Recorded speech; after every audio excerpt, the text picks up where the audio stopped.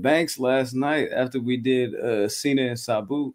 And he was like, yeah, bro. He was like, y'all one of the best out. You feel me? And tomorrow gonna prove it because it ain't really a lot to talk about for real. You know what I'm saying? So he was like, I know y'all gonna have some shit to get into. You feel me? What did this nigga do? Lo and behold. Behold and lo. That is crazy. Yeah, man. But yeah, salute the Banks. That was a very interesting conversation. And then, of course, to wake up to what y'all know and what I know. You feel me? Yeah, it was one of them ones. Oh, Jizzle, what you drinking? Hold on, bro. What you got going on? I'm saying, I might join you. I'm gonna join you. I'm talking about I might. I'm finna. No, this is got this brown with this cherry and lime Sprite, the only red and yellow I respect, and make it even call it Thunder in Paradise. So, well, I ain't got no chaser, but you feel me? I got the Don. We gonna get into it. It was Tequila Day, man. It's National Tequila Day, man. It was National Tequila Day, brother. Fake holiday? Oh, okay, I got you. Yeah, no, literally, somebody said that. Oh, okay, cool, for real. Okay, bet. Then I was gonna say, all right, well, I'll just play along. You feel me? Yeah. Yeah, man, Tequila Day ain't stopping for this nigga. Kidding me? What y'all want to talk about? Ain't bigger than the tequila program, my G. Oh man, nah. I'm gonna just go ahead and hit this button, and we gonna get into it. Yeah. I told that little bitch, don't you cross the line. She know that she ain't got no kid, but she gon' swallow mine. Keep one up top, I shoot my shot just like it's Columbine. If I say put it on the floor, then that's the bottom line. Yeah, I told that little bitch, don't you cross the line. She know that she ain't got no kid, but she gon' swallow mine. Keep one up top, I shoot my shot just like it's Columbine. If I say put it on the floor, then that's the bottom line. And I'm the #1 contender in this bitch, still up in this bitch, tryna stretch the difference. I'm always on some different shit. Ideos meal, Del Rio flow, I'm just switching whips. If everybody got a price, nigga, then you should get a grip. 415s in the trunk, I make it slump, nigga. If I'm not the best in the world, I see him pump, niggas. To be the best, you gotta beat the best, just what come with it. Lie, cheating, steal for real, just like when Trump did it. I told that little bitch, don't you cross the line. She know that she ain't got no kid, but she gon' swallow mine. Keep one up top, I shoot my shot just like it's Columbine. If I say put it on the floor, then that's the bottom line. Yeah.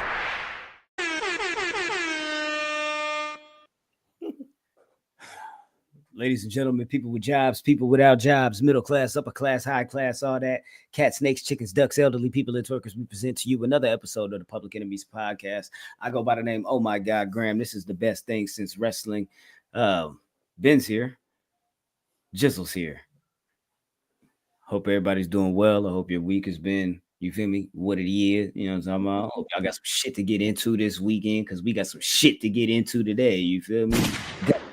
Gunshot, trying to catch a body. Gunshot, trying to catch a body. Oh, yeah. I definitely had on some Baby Chief Do It going on. Early in the morning, too. I'm going to go ahead and take a shot now. Mm-hmm. I don't got a shot glass, so it is what it is. Cheers. You feel me? What my nigga say? I ain't above you. I ain't below you, but I'm right beside you. Yes, indeed. I bet. Mm-mm-mm-mm.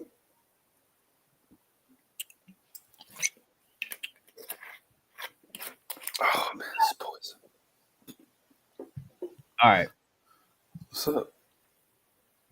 I ain't got no other way to say this, but Hulk Hogan dead, y'all. What? Walker dead? Bro, woke up dead this morning. I was shocked. I was taken aback. I didn't expect that. You feel me? That threw me off. I ain't gonna lie to you. There was like the reports about like he might be, you feel me, sick or whatever, you know what I'm talking about. And we didn't touch it. We didn't touch it because I was waiting for something official, like an official statement to come out to, you feel me, to confirm or deny That never came. But this morning, TMZ reported Terry Gene Bollea Hulk Hogan pronounced dead due to cardiac arrest at 71 years old. Jizzle, you're shaking your head. What's up? Initial thoughts, initial reaction. How did you find out? I found out when I'm saying, because it's my day off, you know what I mean? So I woke up. I think the first thing in the group chat that I saw was like, yo, Hulk Hogan died. And I was like, what? And then I looked on the thing, and then the first thing you seen trending on Twitter was Hulk Hogan and then Black Twitter. And I was like, oh, yeah. Oh, yeah. That wasn't going to take long. It definitely didn't take long for me, man. As soon as I got up, you know what I mean? I was like, it was a good day to take a walk. Good day to take a walk, you know what I'm saying? Down to the liquor store. Yeah, we started drinking at 9:03. Me and Colin Cowherd took some shots together. You feel me? No, I don't feel bad. I don't. I feel bad that a person's lost. Like somebody's father's gone. But hey, man, you don't understand. It's a complicated mix of emotions. That's a good way to put it. Because I feel like some people grew up with Hulk Hogan as a hero, but then also some people kind of only know him for like damn near fucking off TNA and the racist tapes, and you feel me, this, that, and the third afterwards. You know what I'm saying? They know him as the old guy who's, you feel me, like, I don't know, the crime. He cares about himself. Always creative control. Always lying, you feel me? Always got a story that puts himself over, you feel me? I'm talking about. So like it's a complicated mix of emotions. I feel like just because of that, and given that he was a big part of something that we all love and care about. You know what I'm saying? So but I mean, shit. When it comes to like, I mean, because we've all kind of like either had this conversation or kind of danced around it or even thought about it. You feel me? Like, what's the reaction gonna be? You know what I'm talking about? When somebody like this person passes away, or somebody like that person passes away, given whatever their standing is in the public eye or whatever, you feel me? And unfortunately for Hulk Hogan, in the later years of his life, in the later years of his career, he wasn't in a good standing with the public eye. It was due to things that he had done, actions, and you feel me, things that he had committed against others and people that he had worked with, and also a lot of controversial things that he wasn't necessarily willing to admit to, and you feel me, like actually give remorse on. It was something that, for whatever reason, you know what I'm saying? I don't know if it's the Hulk Hogan or if it's the Tessa Blanchard. It's like that accountability thing is just like, it's not clicking. You know, what Justin Bieber said, it's not clocking to you. Not clocking to you, man. No, that nigga's a piece of shit, dog. Like, man, how everybody reacted is exactly how I expected everybody to react, nigga. Because I want to react the same way, but I want to, let me not do that. I told my mom, nigga. My mom was like, damn, that's crazy. So yeah, I was like, you feel me? My mom knew what it was, because like what you said earlier, like there's people that grew up with him as a hero. You had a fucking mixtape called The Hulkamaniac, my nigga. You know what I mean? Sure. I downloaded that. That nigga tried to strike that shit down. You know what I'm saying? Like the whole TNA shit. You know what I'm saying? Like the whole TNA shit, the whole end of the fucking WCW shit, the whole WrestleMania 9 shit. Like this whole podcast is built on this nigga fucking up, and then like a little piece of my childhood died that day. But even then, I was like, that's still Hogan blood. You know what I'm saying? He almost killed TNA. Like, that's Hogan blood. You should have let him do that shit. Like, you didn't learn from last time. We made excuses until the other shit came out. So that's why it's so fucking like on the 10-year anniversary of him when that shit came out too. 10 years to the day of the tapes. Yeah, 10 years to the day. And long-term booking, my nigga. That's crazy. Yo, man. Your initial thoughts and kind of like how you found out about it? Bro, like CJ said, I saw it on Twitter, and the first thing I said, I was like, oh man, it's about to be a day on here. I was like, yo, because like a few months ago, I remember like some tweets went off on Black Wrestling Twitter specifically. People were like, "Wait, what's the timeline gonna be like when he gone?" And just like was going crazy, and that was like 2 months ago. It was like, "Yo, man, throw something on the grill," and I thought it was just something that was just like exclusive to Black Wrestling Twitter or even Black Twitter, who was like, "Yo, man," it was kind of like, yeah, it is what it is. Like, yo, we're moving on with the rest of our day.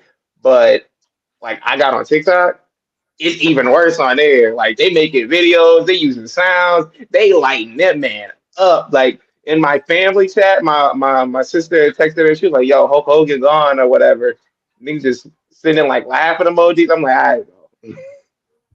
I'm niggas, but I'm like, all right, bro. In a portion of the tape that had dropped at that time that Jizzle brought up, of course, the quote, it trends and it, you know what I'm saying, it picks up and it goes viral every now and again. But it was, I mean, I'd rather if she was going to fuck some nigger, and he's talking about his daughter Brooke. I'd rather Hardy are okay, all right. Rather her marry an 8 foot tall worth $100 million like a basketball player. I guess we're all a little racist. Fucking Bro. word. My bad, Ben. You feel me? My fault. My fault. No, thank you for correcting me. You feel me? I didn't know there was another N word at the end, so that's why I jumped in. I forgot it was like laced with so many N words in it. But that's the thing, like, you know, and the wild part, all this came out like, and they were like, "Oh, it's from like a sex tape." I'm like, bro, so you mean to tell me like you was bricked up and you was like, "Yo, man, I really hate black people, bro." Like, thing, right? That's also the thing, right? A lot of this information was coming from Bubba the Love Sponge, and that's the guy that Hogan, you feel me, slept with his wife or whatever, you know what I'm saying? And I guess that was something that was agreed upon, you feel me? But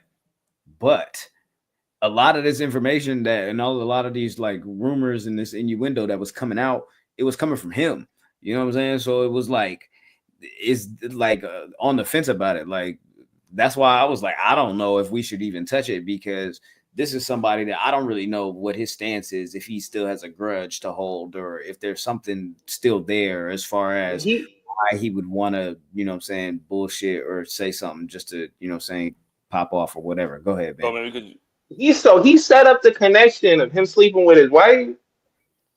Yeah, like they agreed upon that. There was a thing. Like, nigga, how you gonna be mad? Because he fucked her again after that. You know what I'm saying? Like, he fucked her again after that, which is what happened. You know what I'm saying? Hey, bro. So, you know what I'm saying? So, like, you say, I invite you to fuck my wife once, you know what I'm saying? Not the 13th time. You know what I'm saying? Hey, nigga, if I come over to your house and you say, "Hey, make yourself at home, get something out the fridge, whatever," and I get something out the fridge on the 11th time, you go, hey, I'm saving it. I'm like, nah, bro, you already set up that it was cool for me to get something out of the refrigerator. We already had like a whole thing. Hey, yo, I got your bitch out the fridge. It's crazy, nigga. You think that he's not happy? Yeah. I don't want to listen, man. I don't even know what else is more to say. I feel like we gave this shit too much time anyway. I would never wish death on anybody. Nah. I don't necessarily blame anybody that's not, you know what I'm saying, that's not sad about it or doesn't necessarily feel a way about it. Like G Diction in the chat here says, what if you just don't feel anything? I don't blame anybody for that. I can't blame you for that.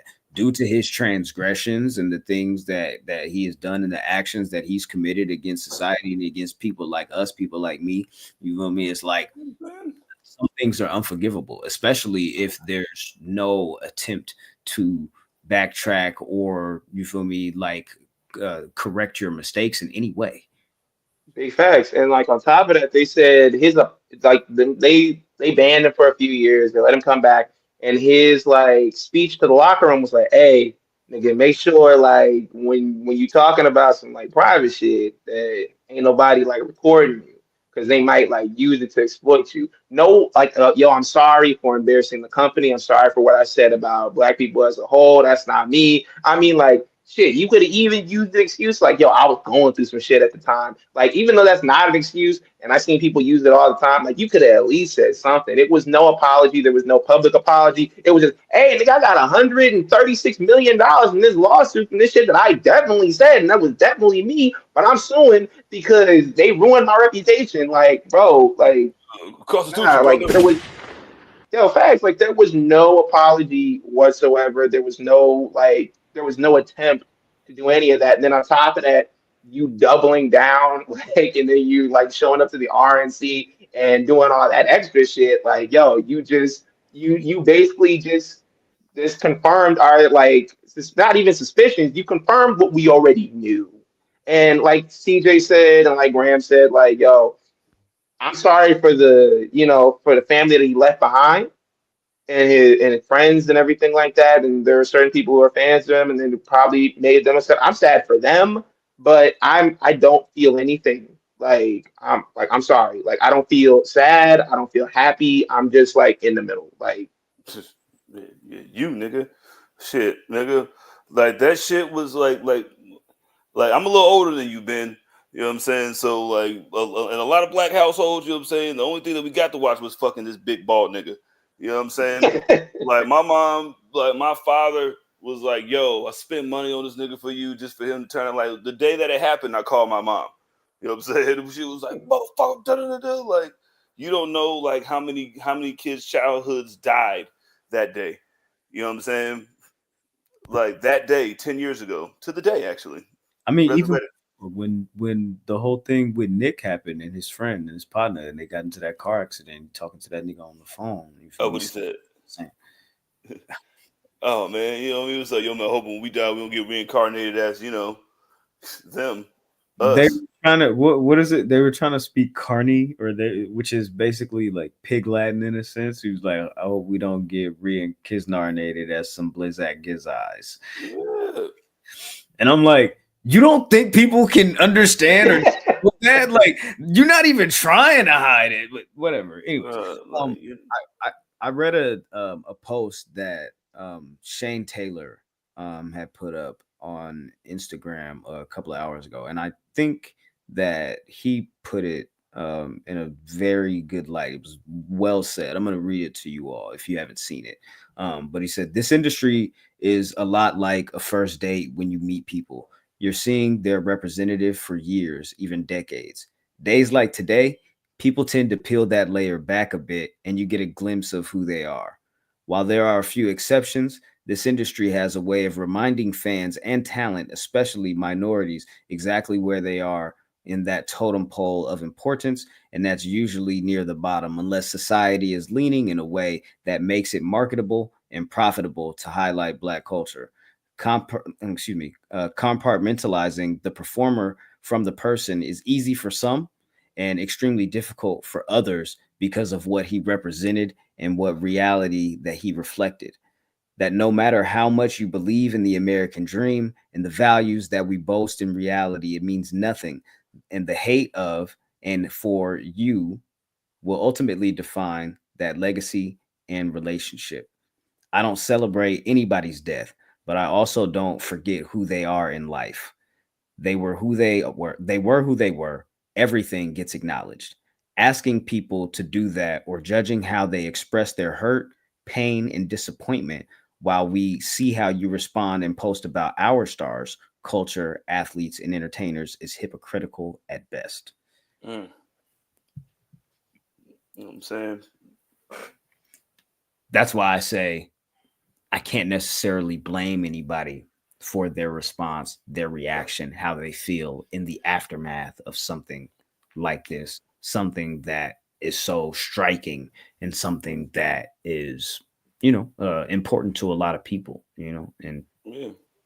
And then when you get older and then you realize that there's a whole thing with wrestling, and then like the guy that was the guy is a fucking Homelander, nigga.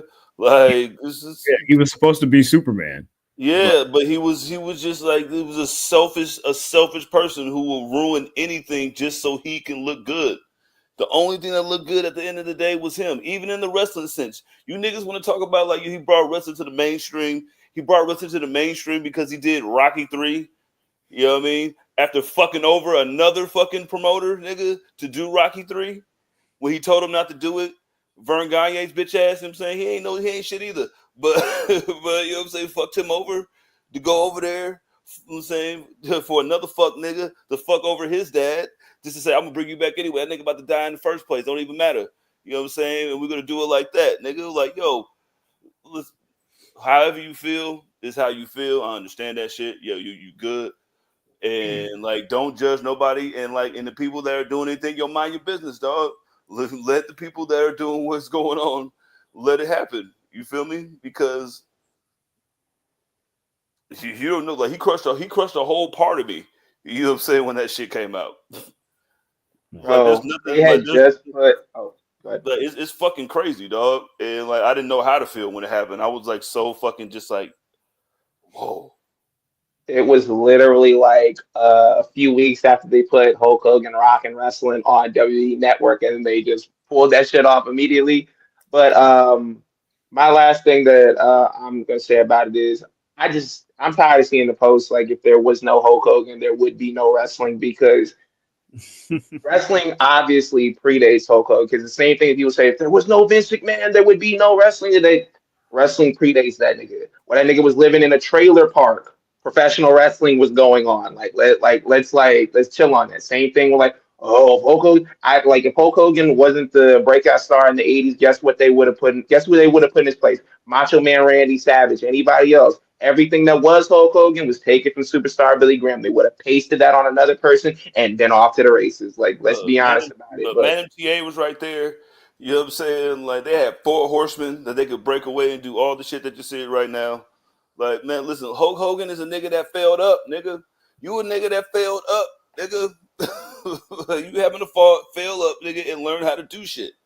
Like, you learn how to do shit, and then, like, listen, man. Bye, nigga. Like, it's crazy. Last thing I'll say is I read a tweet earlier and it said that Hulk Hogan's gonna end up being cremated because he's not gonna let anybody bury him. I thought that was funny. And I thought it was clever.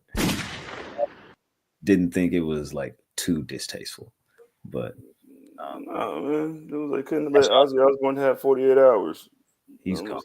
But yeah, but again, to that, you know what I'm saying? Like, they say it comes in threes, and it was like earlier in the week, you feel me? Malcolm Jamal Warner, we had Ozzy Osbourne, and then Hogan being the third, or at least, you feel me? I think there's a couple of other deaths that are like, you know what I'm saying, lower. Mm-hmm. And not to take anything away or discredit anybody's, you know what I'm saying, stature or their legacy. But some people that I wasn't necessarily as familiar with that also passed away this week or what have you. But T's and P's, you know what I'm saying? T's and P's. Look at mom, nigga. Brother. Yeah, piece of shit. Question. Fuck it. Question. Peg leg on a pole match. Who you got? Zach Gowen or Buff Bagwell? Bang. Yo, Zach Gowen was just wrestling, you know what I'm saying? So he's used to it. You know what I'm saying? You gotta go to the one with the experience, you know what I'm saying? Nah, bro. Ricochet took his leg and he was like flailing around. I was like, yo, this is the best episode of Collision ever. I don't think Ricochet had some hair when he did that shit. You know what I'm saying? It'd really been a problem. Ricochet and the Gates of Agony, great group. Excuse me, GOA. They're just GOA now, I guess. Goa. They won $200,000 on Collision last week. He brought up Collision. But then they won $200,000 last week in that little tag match or whatever. And that's when Colton Gunn got hurt. AEW did announce that they're going to be doing a tag team eliminator tournament. FTR defeated Jet Speed on Dynamite last night. And of course, this is going to continue on Collision. But all of the other teams at this point are unknown. So I don't have anything else to share with you guys on that. I will say this: if everybody and anybody on any given night can have almost this back and forth epic with FTR, how am I conceivably able to call them the greatest of all time? Just thinking, kayfabe, like what? How could you be coming close with all these regular niggas if you the best? I don't understand. I don't understand. But that was announced on Dynamite. What the central figure of AEW Dynamite this week was, of course, the main character. It was Hangman Page.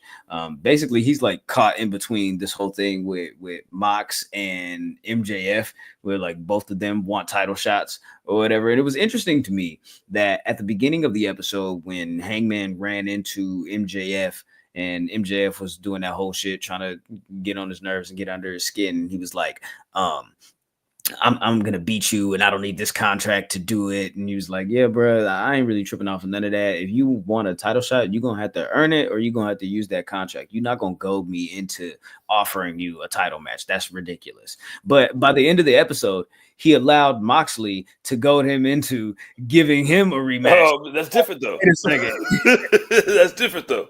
That's different. Hold on. What are we doing here? But Mox cut the promo earlier in the night, and he was like, "Yo, you're not the champion yet. You feel me? I know you're not scared of a rematch. What's up? You feel me? Like we could really run it back. You know what I'm saying? Like I ain't dead yet. You feel me? Like what's up with you? You feel me? Like we could still throw ones." And so basically, Hangman was like, "Nigga, I'm tired of you talking. I'm gonna give you a match. I'm gonna give you what you want." But everybody got to be banned from ringside because now I'm the champion and you got to play my rules. So next week we have the rematch from All In. The World Heavyweight Championship is on the line. Hangman Page versus Jon Moxley. And again, everyone banned from ringside. I guess this is the blow off, which I thought would have been All In. But Ben, how do you feel about them having an extra match and continuing this a little bit further? I'm kind of scared for Hangman, bro. I seen him do shit like this before, like with CM Punk when they had a match and he came back. Was that not what was supposed to happen? Like I know Tony Khan is crazy enough to push the button, but I don't think it's that like early or whatever. I'm honestly looking forward to the match because their match at All In was pretty good. It was like extra violent and everything like that. I think the match like on Dynamite will be a little bit more tame. But I think it's a good idea, especially like you getting the rematch out of the way so you don't feel like obligated to do on the next pay-per-view or wait to that. And you could bring out a fresh challenger for what's the next one? Forbidden Door? Yep. So you can bring out a fresh challenger for Forbidden Door and do it that way instead of being like, man, I gotta face this ball nigga again. Like, yo, just get out the way. Yeah. Perfect. I agree with you. The last part. Get this rematch out of the way. I'm sure Moxley after getting choked out with a chain, bleeding from the head. You know what I'm saying? Wants to get this rematch out of the way. If I can win this in a regular, let's see if I can win this regular. Since you know what I'm saying, since my match didn't work. So like I like that part of it. I don't even give a fuck about Forbidden. I don't even think thinking about Forbidden Door. They're trying to get this shit out the way. Heyman gonna sit around and they're gonna let the you know what I'm saying, the supporting cast, because he's the quarterback right now. All right. Well, one person who's thinking about Forbidden Door is Will Ospreay, because he announced on Dynamite that he had like some issues with his C2 and his C6, and there were like herniated discs going down into his spinal cord, and so he was having some issues with that. He actually said that he's been dealing with this for like the last 10 months, but he didn't say anything because he wanted to help get everybody over the hump and to get the AEW title back from Moxley. Go ahead, Ben. I believe that nigga 100%. I believe it 100%. I went back and watched clips from that match that he had with Kyle Fletcher in the steel cage, and the way he was like getting power bombed, it looked like he was damn near like immediately like right on his neck. Like as soon like the first thing that hit the ground was his neck. Like I believe him when he says that, and he was like, yeah, man, I wanted to get the title back, and we got the title back. I'm like, nigga, you're putting your body on the line, and you didn't got the title. But yo, that's beyond me. I get it. You wanted to get away from Moxley. I get it. I get what he was saying, but I'm not gonna put my body to that unless I'm getting the title to me. So I also watched the show. So I get it because I remember that match and I did see that clip floating around. So I feel you. But I also remember the story because was it Darby or was it Orange Cassidy or somebody was like, yo, why you not helping? You feel me with the Death Rider? He was like, I'm trying to win the Continental Classic, bruv. I'm trying to get myself back on track, bruv. I'm trying to win the AEW World Championship. You feel me? And I'm like, wait. Now you saying this, you feel me? All right, cool. So I'm gonna give you. Is it Uchiwali? Just believe you. You feel me? Is it Is it one crumpet? One mic? You feel me? Is it you feel me? Is it tea or is it crumpets? I need to know. You feel me? Come on. But yeah, he said that he was gonna do what he can and he was gonna attempt to be back by Forbidden Door. And Fightful did have that report last week that Ospreay was going to be taking some time off, likely about a month or so. And it's about a month from now until Forbidden Door. So, man. I just know like he got to be the next champion. Like they got to figure out a way. I mean, probably next champion will probably be MJF if they decide they want to have a successful cash in or whatever it is, like title match or whatever. But after that, I can see them putting the belt on Will Ospreay and keeping it on him for like a long time because like you work it through an injury and you're like, yo, fuck all that. Like I'm trying to put the company on my back. Like that is huge respect. Like I know that don't work. I'm just gonna be real with y'all. Don't take that nigga advice for nothing. That don't work like that in the real world. If you are hurt at work, do not call in. If you are sick at work, do not like come in, call out. Like it's special shit. I got to do this shit, bro. I got the team in my fucking back though. My leg broke. Well, I mean, he's got the next champion could be Hangman, but like you said, I mean, the next champion is Hangman, but like you said, it could be Ospreay or it could be MJF with the cash in, of course. But MJF kind of has his own issues right now. Like, I mean, of course, yoked up. First of all, he got punked out by Hangman at the top of the show. You feel me? He had that little altercation with Mark Briscoe, you feel me, right before the main event. But the really important piece of business that they did was that he was upset with the Hurt Syndicate for taking a business deal, whatever that was, whatever payment or whatever barter deal it was with Edge or with Cope, to attack FTR because Cope can't due to the order of protection by Stokely and FTR that they got on it. You feel me? So I'm just like, okay.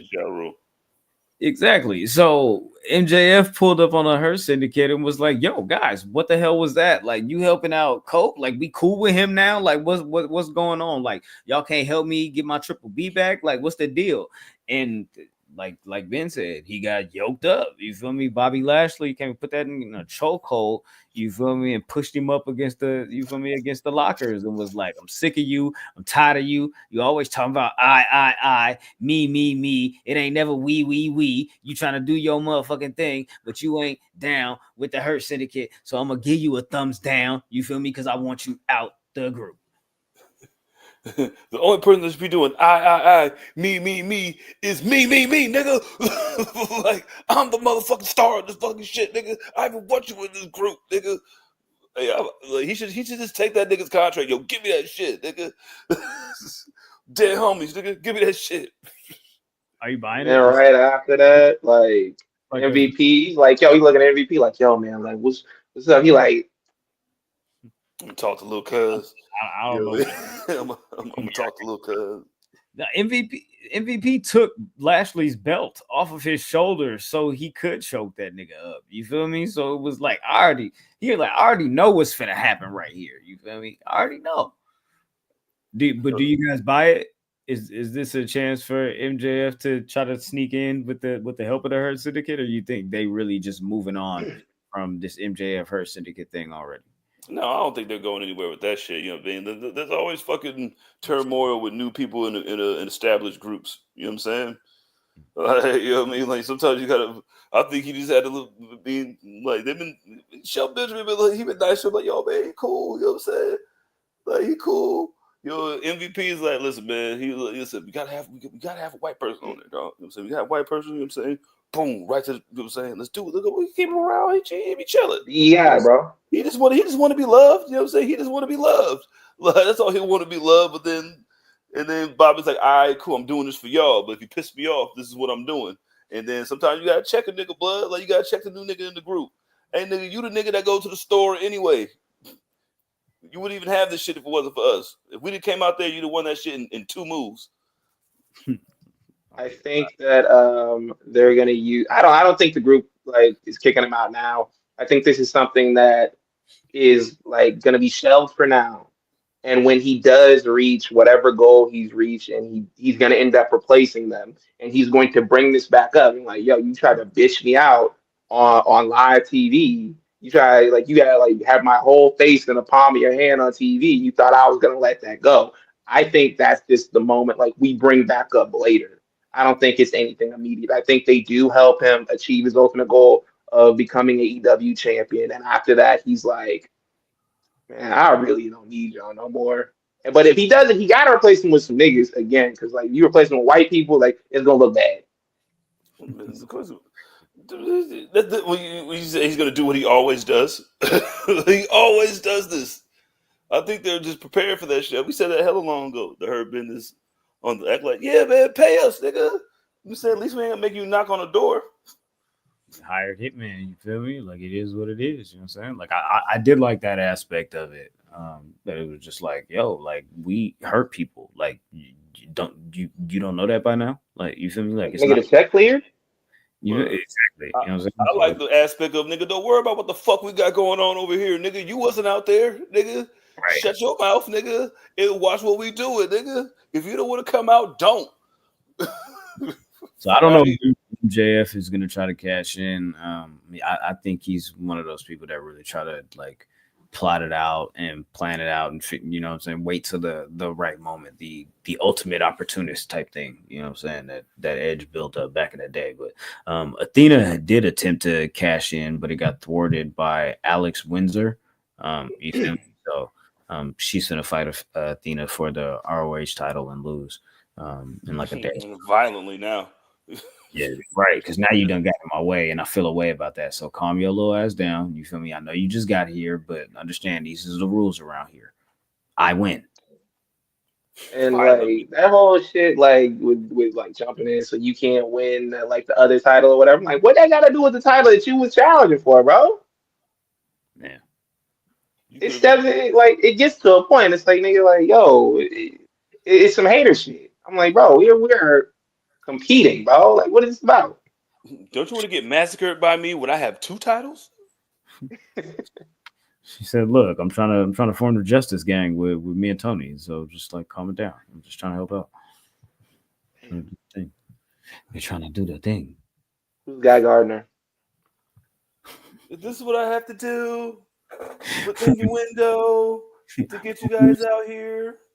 When we was at the little AEW after party, and everybody was walking around and shit. Oh. And the Outrunners was up on the stage, and then everybody was chanting, "We want Newports again." And then they came down or whatever, and they walked by. Give you guys Newports. Hell no.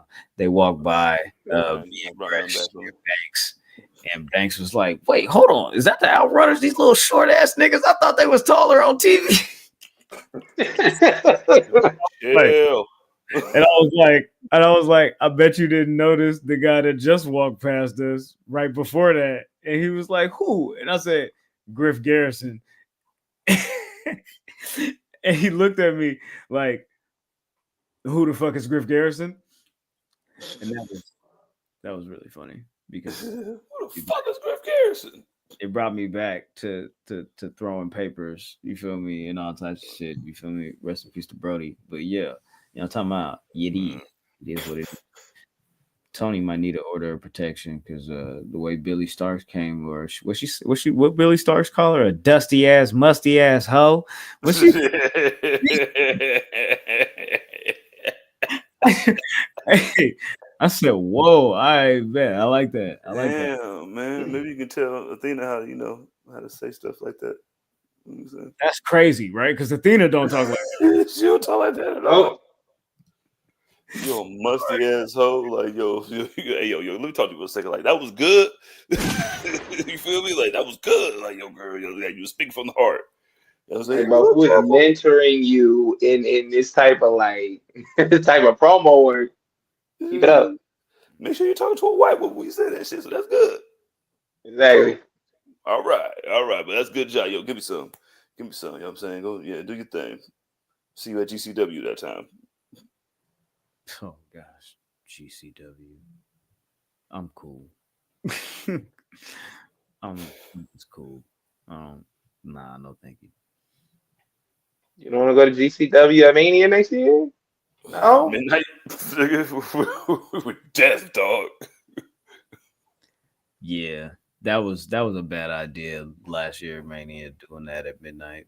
As far as just from when we got into when that show was, yeah, it was a bad idea. What time did it end? Like 3. Like three. Oh nah, I'd have left. Adrian down there. That's when saying Myron and Top Dollar, you know what I'm saying, was there. You know what I'm saying, we got to see Boom Aye there. You know what I mean? The same best in the world, you know what I mean? Tuco Scorpio. Yeah, man. Yeah. Should have grabbed a nigga by the arm, be like, hey, bro, how the fuck you not answering my phone call? Yeah, dog, but you got my number, cuz. That was the For the Culture show, so that was a different. That was Okay, yeah. And that shit was fun. Yeah, it was cool. It was all right. I don't know if you guys really want to talk about the TNA thing. Oh yeah, of course. Oh, you mean Slammiversary?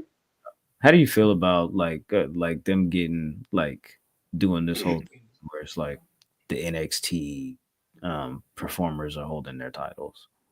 Okay, so I put it in the notes exactly how I feel.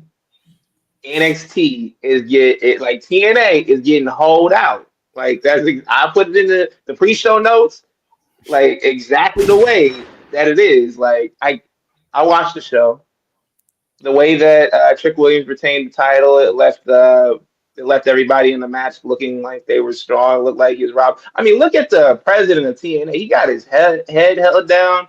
Earlier in the night, JC James snatched the title away from him and called him a bitch. Like yo, you looking bad out here, bro.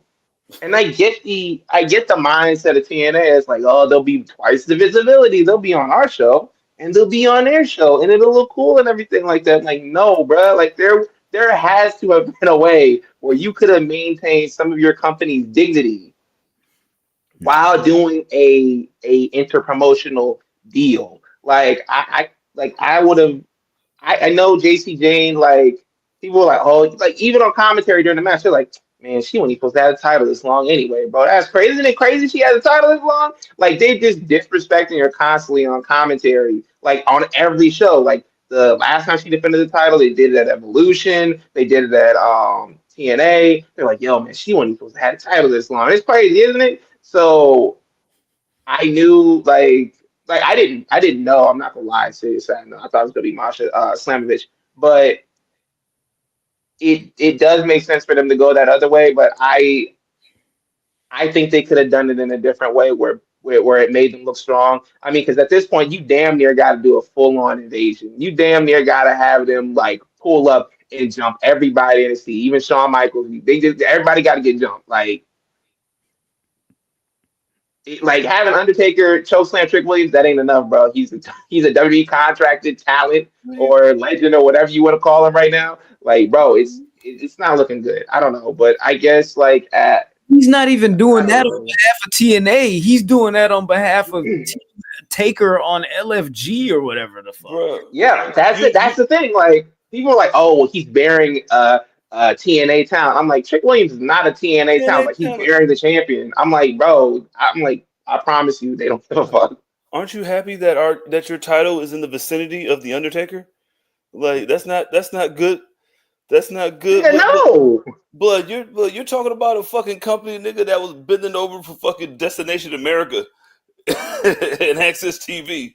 After what I seen them post about old boy with that message that they had, the man that literally tried to ruin you. Yeah. Like ruin you. Like, I'm not gonna say. Came I'm not in, gonna saw say that, anything that was 6-sided said. ring. No, Bro yo, came get in, that up out of but here. Yo, get that out of here, man. Like, yo, now I'm not surprised by TNA, and I thought Mike Santana was. I watched Slammiversary. I thought Mike Santana was gonna win. Like, why is he calling that nigga the King of New York? I mean, it's a tagline. Why not? yeah, man. I didn't like it. I feel you. Who was You it, know, Joey Badass? offended.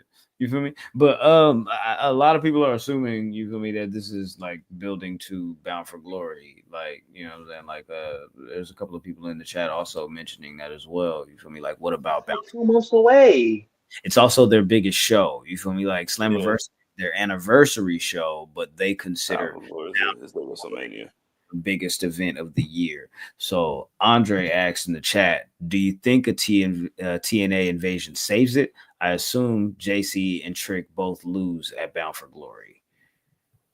I don't think JC's gonna lose. Trick, I think he's gonna lose. Because I think I they're think gonna they shoot both Trick lose. up. I don't know, man. I think they can really send you can really send JC. Like, JC doing her best work over there, blood. She's literally on the Liv Morgan arc, you know what I'm saying, of the story. I wouldn't say that much, but Can I say something? She's played the exact same role in different groups and then got out there just making the best of what can happen. I think Better than Liv Morgan.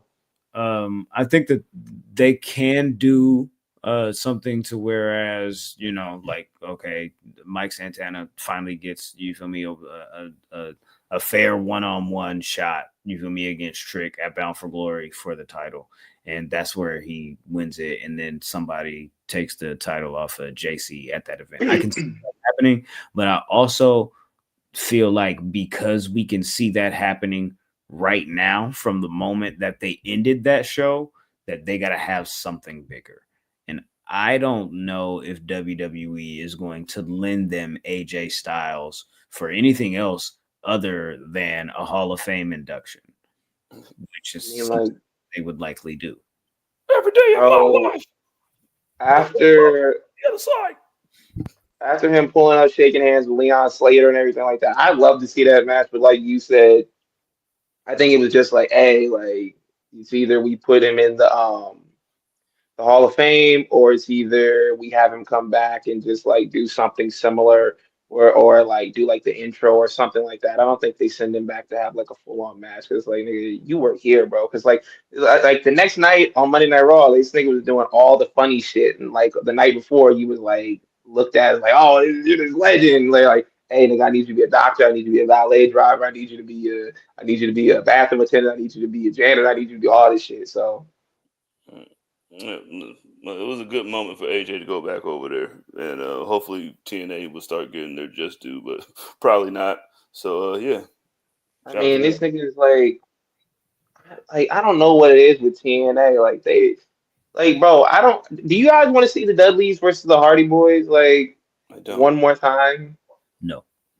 at all. Yeah. Actually, I don't. Didn't Devon have a stroke like a year or so ago, 2 years ago, or something like that?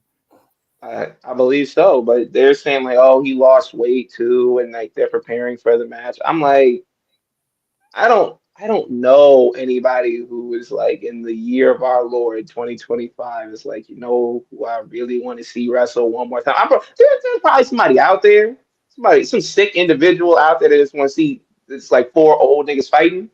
But as for me, I'm good, bro. When he said that, I was like, I was literally thinking to myself, I was like, watch, he gonna come out, he gonna say like, oh, I'm gonna fight, I'm gonna have one more match. And when he said a tag match, I was like, oh, this nigga's sick. Volunteering somebody for their shit. I didn't even like the niggas that won the tag team match in the first place, nigga. I wanted AJ to win, you know what I'm saying? But perfect moonsault to the thing, you know what I mean? But shout out to TNA. Good luck. T's and P's to y'all too. I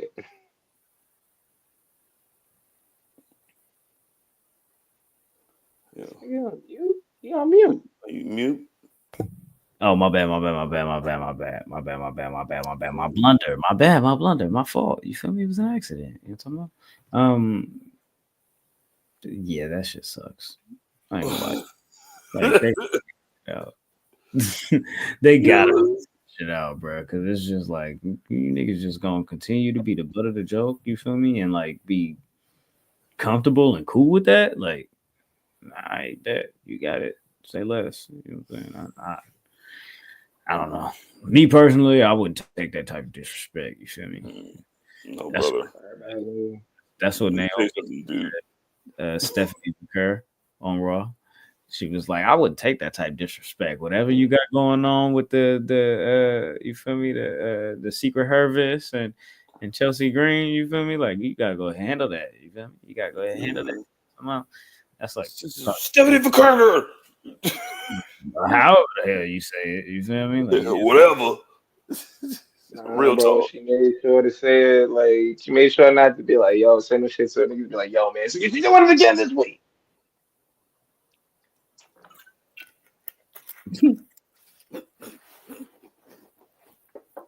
Fucking crazy.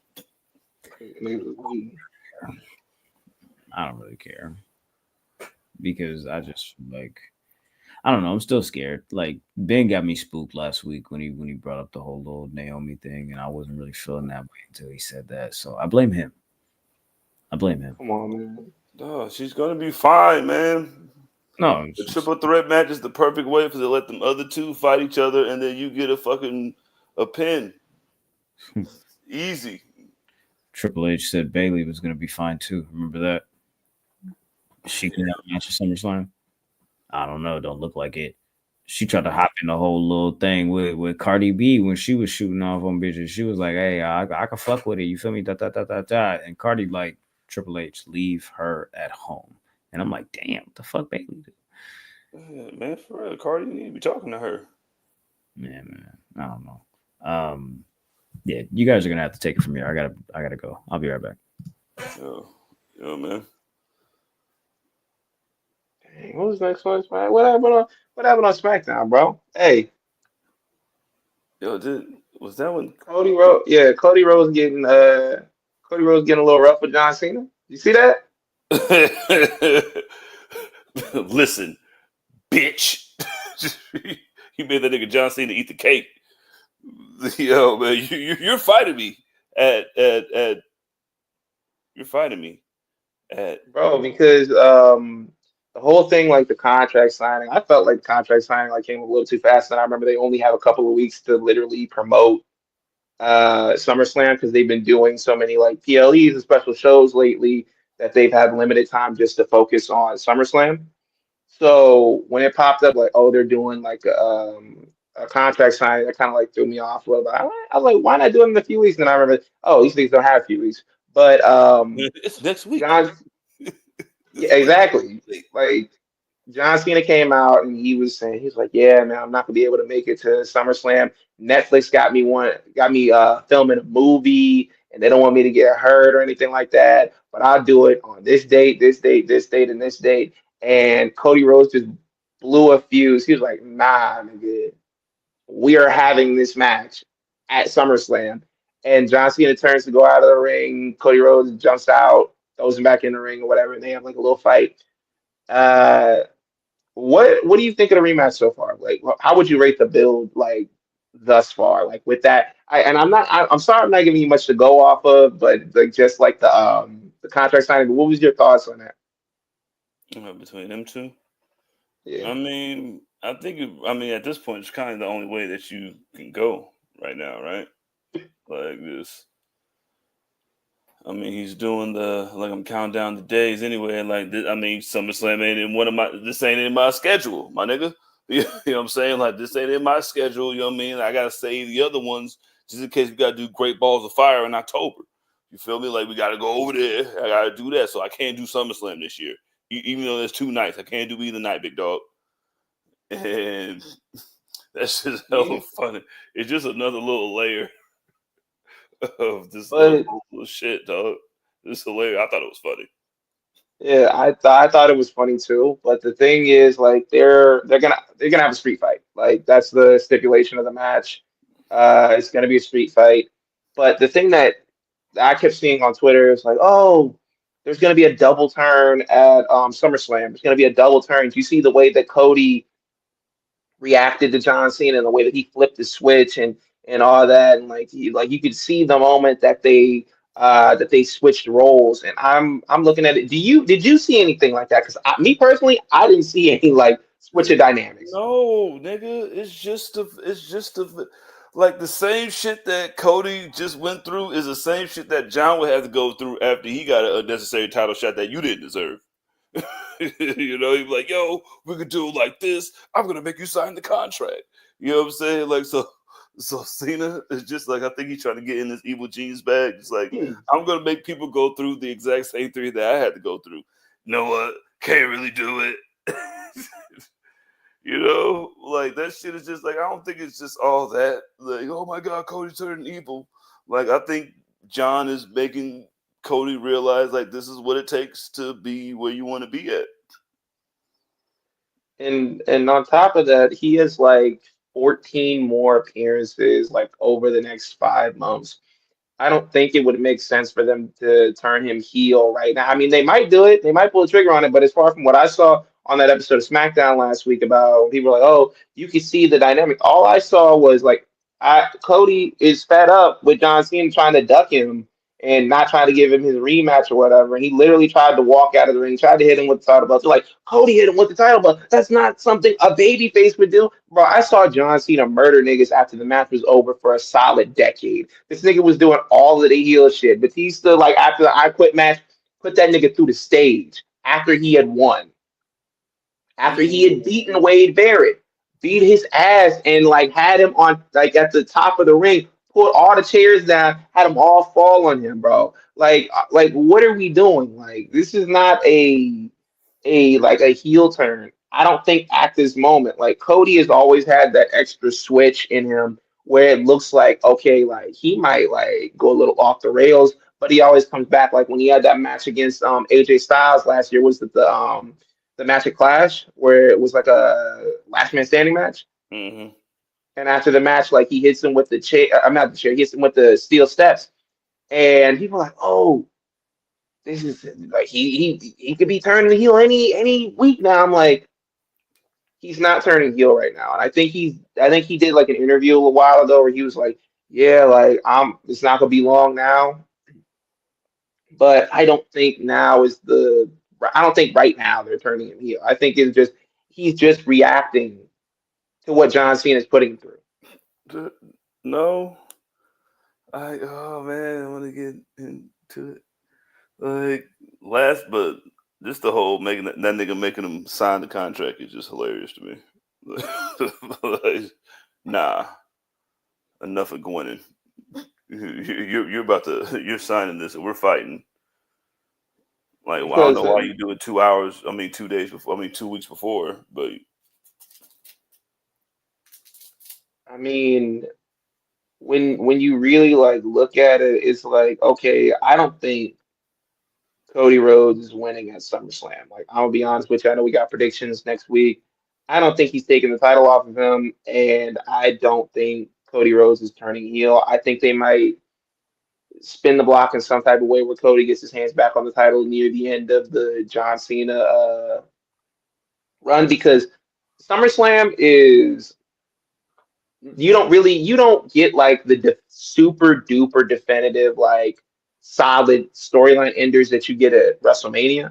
I mean, you get some obviously that are like, okay, this is the end of the road, but it doesn't feel as definite as like WrestleMania, if that makes sense. Like this is where we have the more fun matches where we put like a stipulation on that, like the street fight match. This is where we do that. So I think this will leave room open for Cody to come in and probably have another match down the line, some type of way, and like walk out with John Cena. Like John Cena like turns babyface again. They walk out together.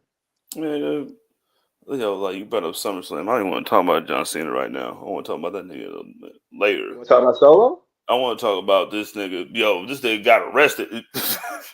Yo, we are getting into SummerSlam. That whole setup feels like a SummerSlam like setup match with at the top of the show.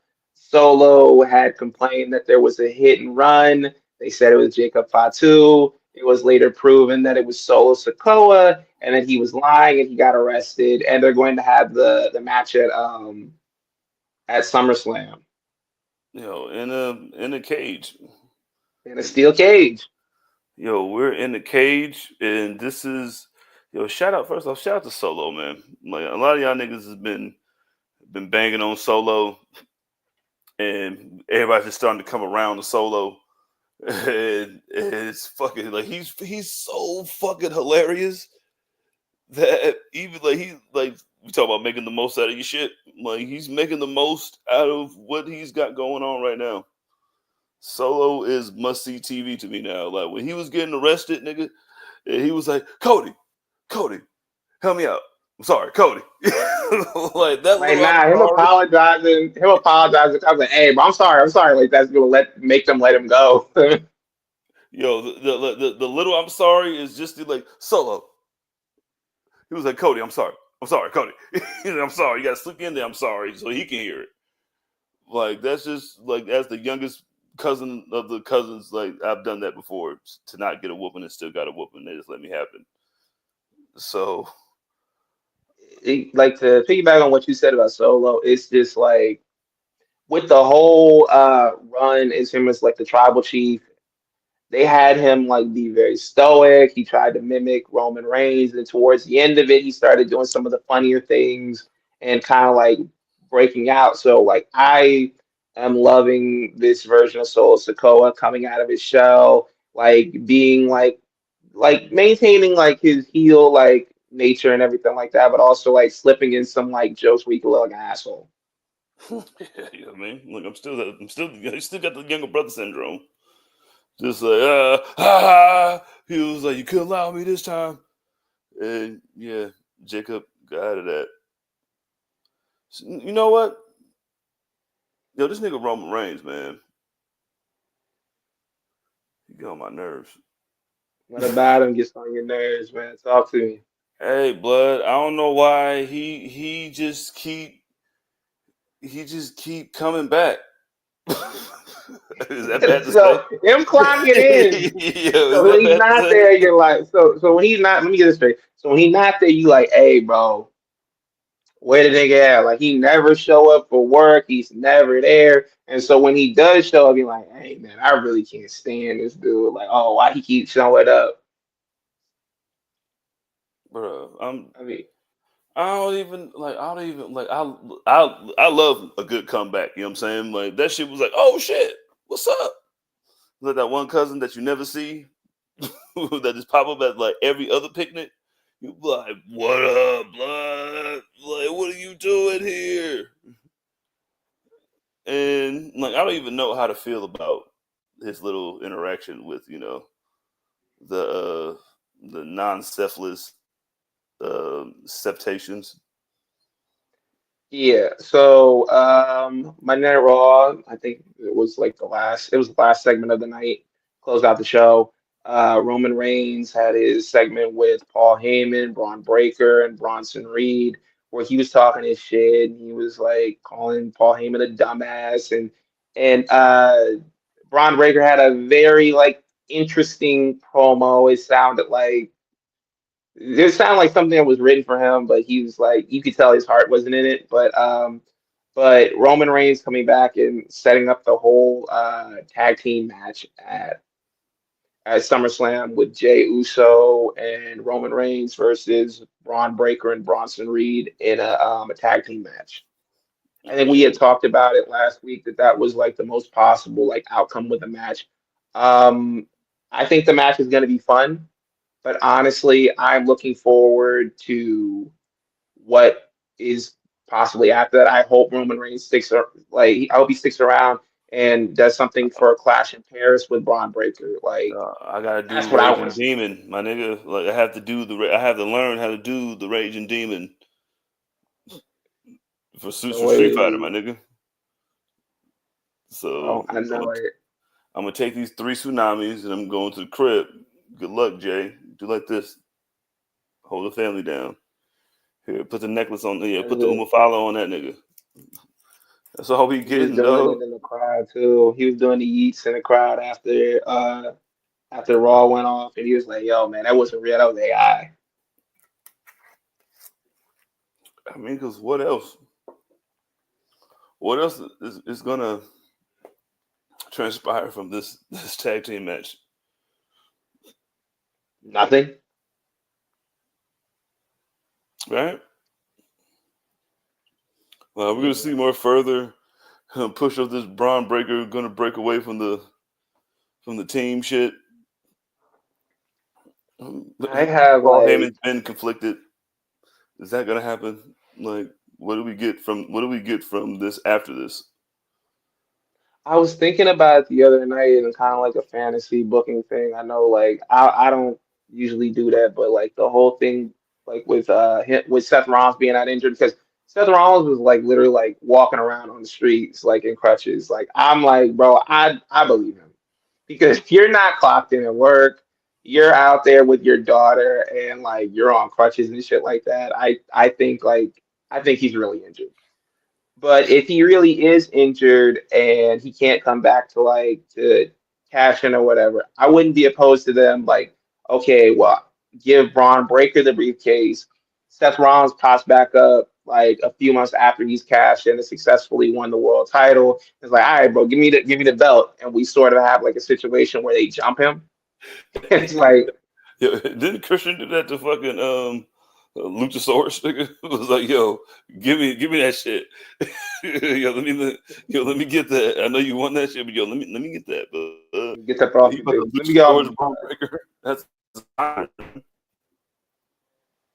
Like it was like with Triple H with the world title. He was like, "Hey, bro, you won the world." Like with Randy Orton, he's like, "Hey, you won the world title. Let me have it." He was like, "No." He was like, oh, yeah, for us, I play him. Like I think you could. Like Jermaine in the Jackson 5 movie, like it was Tito. It was Randy. Like I honestly think that you could do something like that. I don't know if they will. I think Seth Rollins. I think he'll definitely be back before the contract runs out. But that would be a cool thing. Like I think if he wasn't able to come back or a cool spin on it or whatever. But elsewhere on the show, early on in the night, you had CM Punk and Gunther actually starting off the show, like going back and forth with each other. What's your hype level on this match going to SummerSlam? I mean, I fuck with both of them, and like CM Punk been trying his best to not get hurt and having good matches. You know what I mean? And like Gunther, like Gunther's best in the world. And like the little interaction they had this time, like, yo, man, you're just here in the way. Like I'm just going up the ladder, beating up everybody that people think that they love when they really don't. So like I'm excited to see fucking CM Punk get. Now, I don't know if he's gonna get the night one main event of SummerSlam, but he might. You know what I mean? You say you got your little run. You know what I mean, in that gauntlet match. I mean, I think I don't want to put Gunther down again and have him lose at another one of like the big shows or big PLEs or whatever. But I feel like it's one of those situations like it's now or never with CM Punk. I'm pretty sure CM Punk might be content to not hold the championship, kind of like what Shawn Michaels did when he came back. He held the title one time, and then after that, he was like, I "I need that really one don't need time this though. shit, bro." Nigga. I need that one time though. You know what I'm saying? Just to make sure I don't need that shit. Nigga, I didn't come back for nothing, dog. I'm checking I on know boxing. them, not for nothing, but I know them niggas was worried when Shawn Michaels got the title when he came back. It was like, "Ah, shit." Triple H was like, no. That was the most profitable month of 2002. My bad. Didn't want to say nothing about that. You feel me? You know what I'm saying? It only got the fucking Elimination Chamber to be like an actual thing now and a pay-per-view. But like if Gunther does lose, it's like where do we go from here? Because I think like yeah, Jey Uso run was cool and everything like that. He got to have the the feel good moment and got to have that on his resume. But the whole like the continuation of the "you tapped out" chants and everything like that is kind of like I don't know. I think it's still kind of like weighing on me a little bit because I'm like I know it was a few months ago and everything like that, and I know there was a story that was told, but I'm still not fucking with that. And so if Gunther does end up losing to CM Punk, it's one of those situations. It's like, well, where do we go from here with Gunther? Because like I don't know if he can handle like another prominent loss. I mean, that's not a prominent loss. I mean, like, losing to CM Punk and losing to Jey is two I different. mean, like there's no shame, and I No, guess no, losing. no I guess offense. there's no shame in losing CM Punk. Yeah, you're right. No offense to my man, but like, I mean, like, losing to CM Punk is not it's no slouch. You feel me? First off, let me say this. It ain't never over until it's over, and it ain't never over for a nigga like CM Punk. Ben, I heard what you said. Don't lose faith, my brother. Do not lose faith. You feel me? This nigga is bulletproof. He just went to Saudi Arabia after telling niggas suck a blood-covered dick. You feel me? I would never. Oh, my God. Me personally, I got morals and shit. I stand for shit. I be standing on business. It's not clocking to you that I'm standing on business. That's CM Punk whole time, all the time. You feel me? Out here, whole time, back of the bullshit. You feel me? This nigga be all right. So we doing this instead. You feel me? You know what I'm saying? I know what I told the people, but anyways, you feel me? What's how much money on the line? You feel me? Like what we talking about? You feel me? The X's and O's. You feel me? Let me know something. So we already know the playbook. We already know how this shit go. When this nigga say he gonna go left, just expect him to go right at some point, you feel me, down the line and forget all of that shit that he said. So, but regardless of any of that, like I said, bulletproof. You feel me? I mean, Bulletproof. you're not wrong about that because niggas was bringing up because in the promo that he had with John Cena, he's like, I didn't come back for titles. I didn't come back for any of this other stuff. And then in the promo that he had with Gunther, he says, I came back to be a world champion. So, I mean, like, like Kendrick said, like, nigga, I'm a hypocrite. Like, that's CM Punk. He compared himself to Kendrick. I mean, like, you taking it all the way? He's human. Aren't we all hypocrites? You know what I'm saying? Yo, Gunther said that Goldberg was his favorite wrestler to Bret Hart, and then like right after that, murdered Goldberg after Goldberg broke his stupid hand. You know what I'm saying? Which is another. Yo, what a fucking goof. Did I read that wrong? Gunther broke his hand, or he broke his hand in the match or before the match?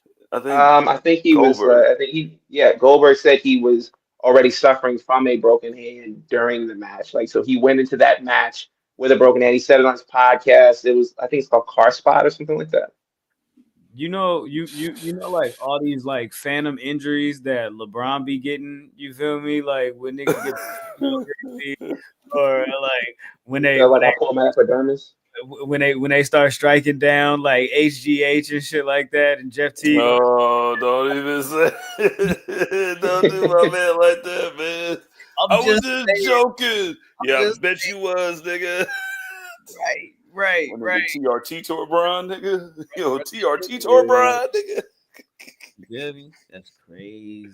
That is crazy. Nigga Jeff T said, man, he's like, yo, I was talking shit to LeBron, and KG come out of nowhere. Nigga, don't you ever talk about the guys like that, sad ass nigga. I was like, whoa, that's funny as hell. What we on, man? Andy said, don't disrespect Bron like that, Graham. You feel me? My bad, bro. I was just trying to make a joke about what I saw in light of what they said. But if I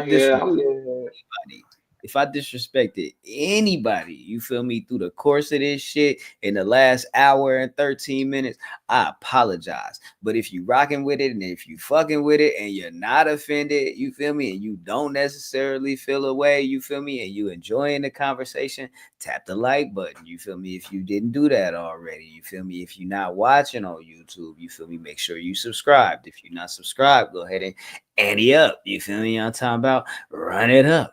Fuck with the guys, you fellas. You feel me? I mean, like, bro, you couldn't say nothing worse than the academics, like, oh yeah, this nigga Bron and Drake was doing two mans, and I don't know why he with his wife like dancing up on him, they dancing not like that. That's really strange. I'm like, obviously she don't give a fuck.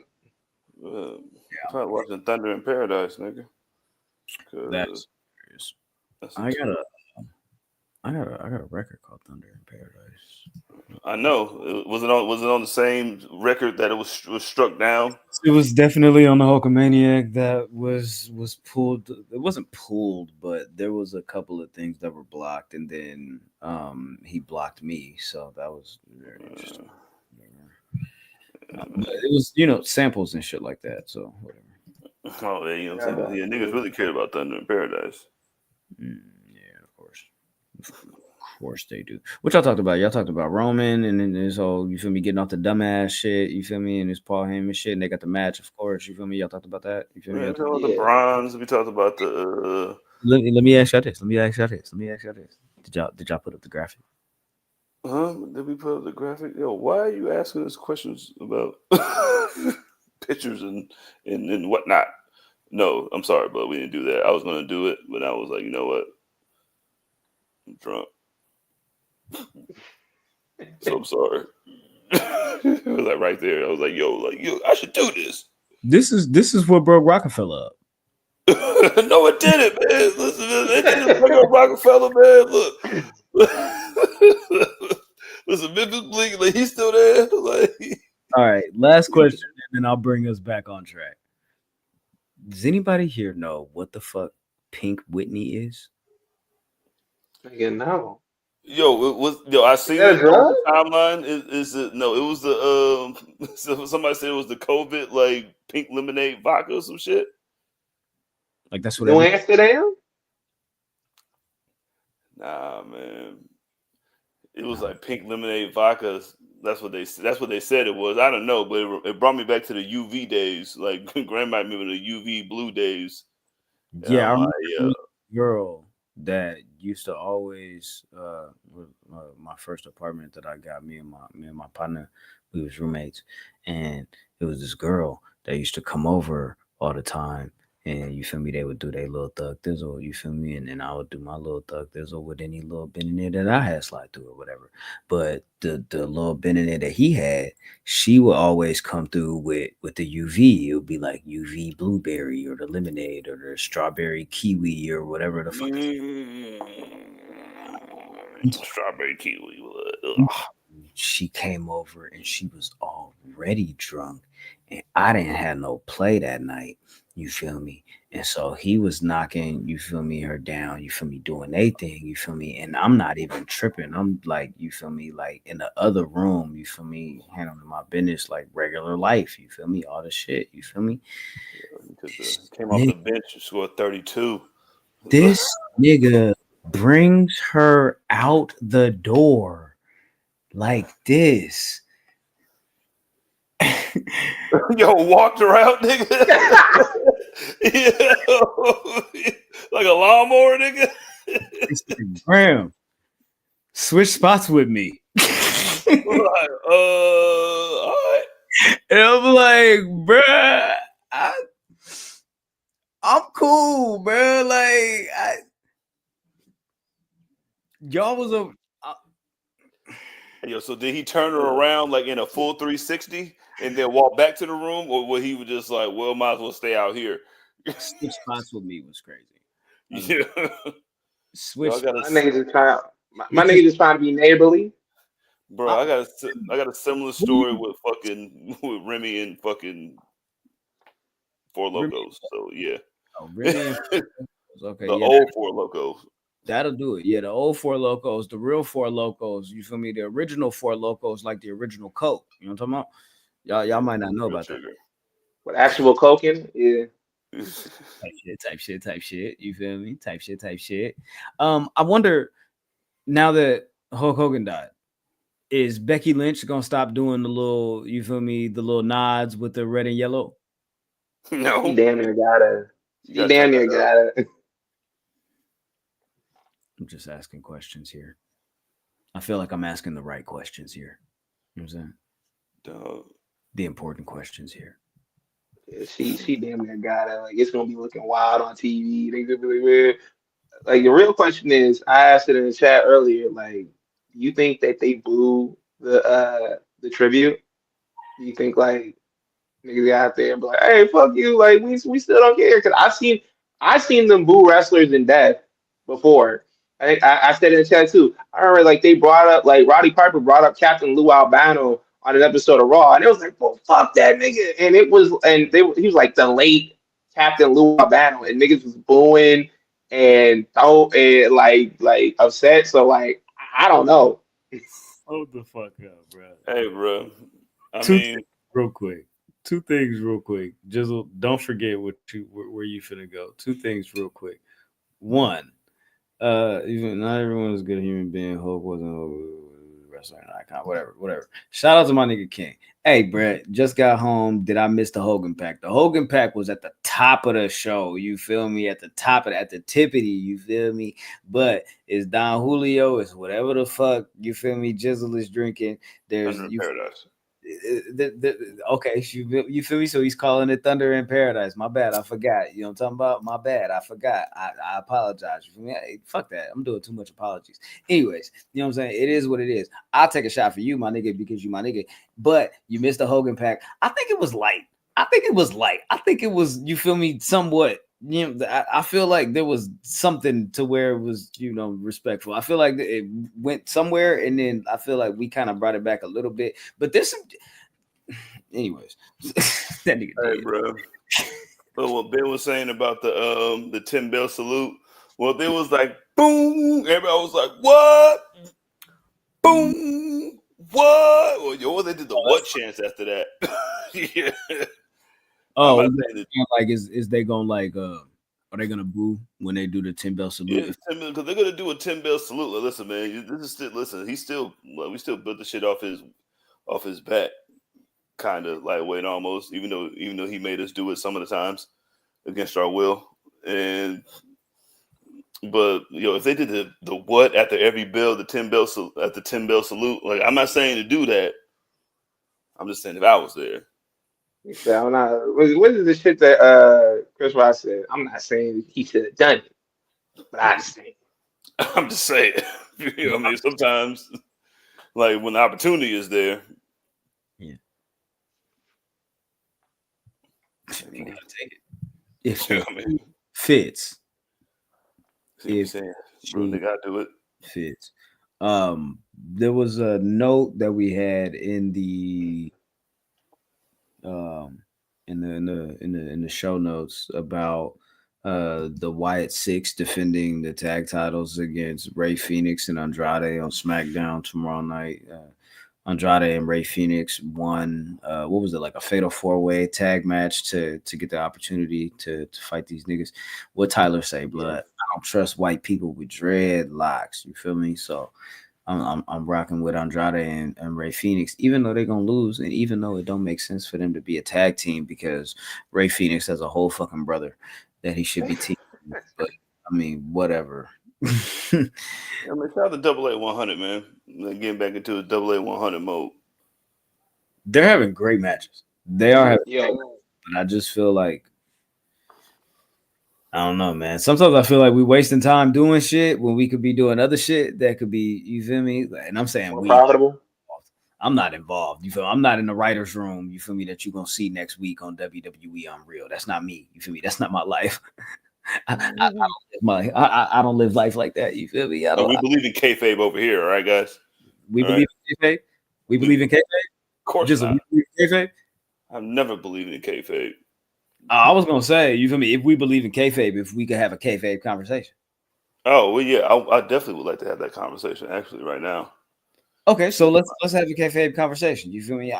Ben, would you like to join us in a Yeah, kayfabe? sure. Let's go for it. Let's go for it. All right, cool. Fuck it. Let's go for it. Let's have a kayfabe conversation. Let's have a conversation on John Cena's 17th. Excuse me, the never seen 17, the greatest of all time.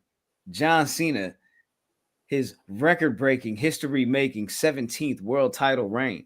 It has been at this point, what, like 93 days? So I thought that maybe we could do like a little 90-day evaluation on John Cena's title reign. And I want to be specific with that because the heel turn happened back in March. You feel me? So that's outside of the conversation, but it's a part of the conversation. However, it's not the focus of the conversation, the kayfabe conversation. So Gotcha. the idea here is, you feel me? What I think, if I'm not mistaken, he crossed this milestone of 90 days with this 17th title reign this past Saturday. This was after the contract signing that these gentlemen already talked about, and this, that, and the third. I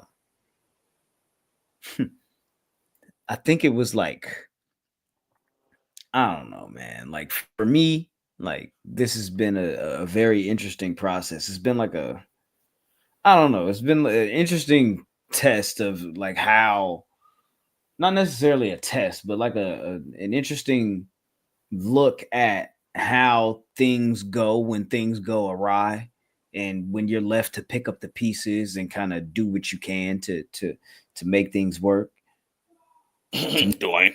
Like, yeah, you feel me? Like you got to put a little bit of tape on shit like that. You feel me? And I feel like, niggas had to put a little tape on shit to get to where we are today. And where we are today is looking at, I don't know, this man Cena. I figured what we can do is we can look at a few things that have happened along this process.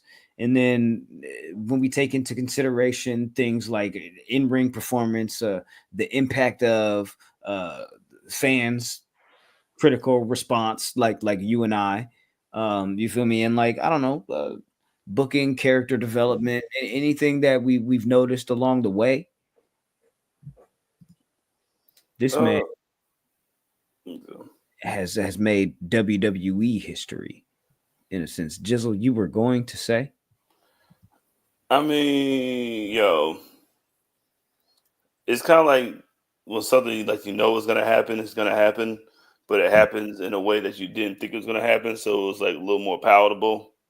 And then it gets I like to consider this whole little evaluation of this little heel turn, this 17th run, as a sandwich, and the bread is the best part of the sandwich. You know what I'm saying? I feel you. So along this process, in within this 90 days, he's had 6 matches. The 7th will be this upcoming SummerSlam, when he faces off against Cody Rhodes in the street fight, as Ben mentioned. At that point, he'll have 12 appearances left after August 3rd. But within this process, like I mentioned, these 6 matches that he's had so far, Ben, I asked you to take a look at this list and see if you could rank them and give us your opinion on the best, worst, and what's in between. Talk to us. Okay, so I'm gonna go from the weakest to the top, the best matches that he's had so far in these last 6 matches. I think at the bottom at number 6 would be the June 20th, 2025 episode of SmackDown, the match that he had with R-Truth that ended in a disqualification. I think that's at the bottom. Coming in right after that would be Cody Rhodes versus John Cena at WrestleMania.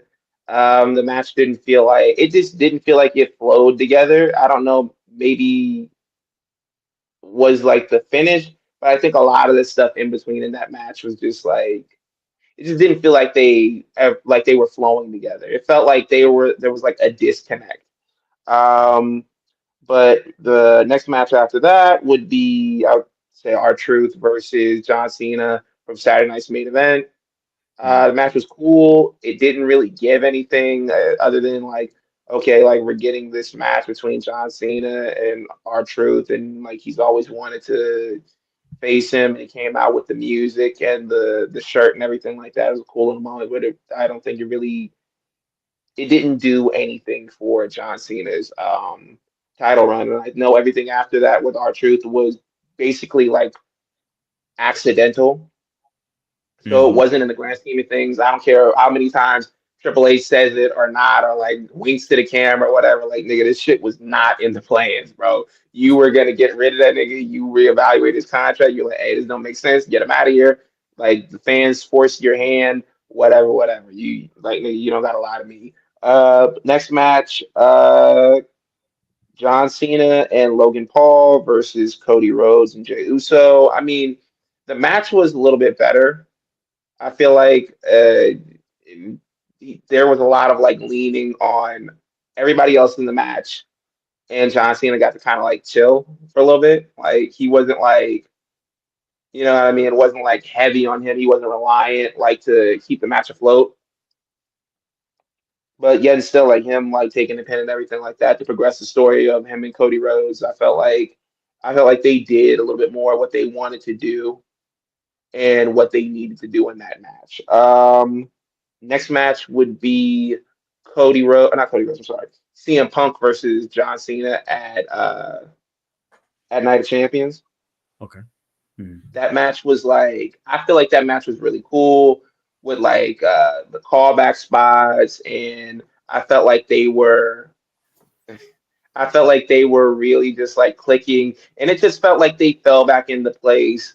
And they have had like a lot of good matches and stuff like that. So them like linking up and putting that match together felt really seamless. I think that was probably the problem with Cody, because John Cena, like he's had probably some of his better matches with people that he's been linked to, and that's why the number one spot is that Randy Orton match that he had, the match that he had with Randy Orton at Backlash. I felt like it wasn't as athletic as that match that they had, that John Cena had with CM Punk. It wasn't as athletic. They weren't doing as many like high spots, but the story that they told, I felt was a little bit like better. It was like, okay, well, we're on opposite sides. I'm trying to reel you back in. And I know they were playing the hits, but sometimes it's what you got to do. So I feel like that Randy Orton match is at the top for me. Well, where would you rank the Cody and Cena match from WrestleMania? Oh, I said that was like next to the last. That So it was that. R-Truth, Punk, Cody, or Cody Punk, and then I guess the Randy Orton. To be honest, Randy Orton first, CM Punk, the tag match, the R-Truth disqualification match, Cody Rhodes, and then no, Saturday Night Main Event was above the Cody Rhodes match. Okay. Damn. I'm sorry, but I feel like they was getting it together a little bit more than that Cody Rhodes match. I feel like your ranking, you feel me? But I'm just like, okay, cool.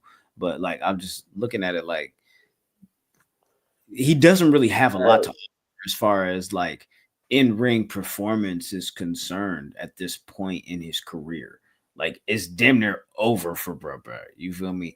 But in regards of, I guess the strong suit or the attempted strong suit or the attempted focus would be on like how good is the story that they're telling. You feel me? How good is the story? And when it comes to that, it's like, it's like an Expendables movie.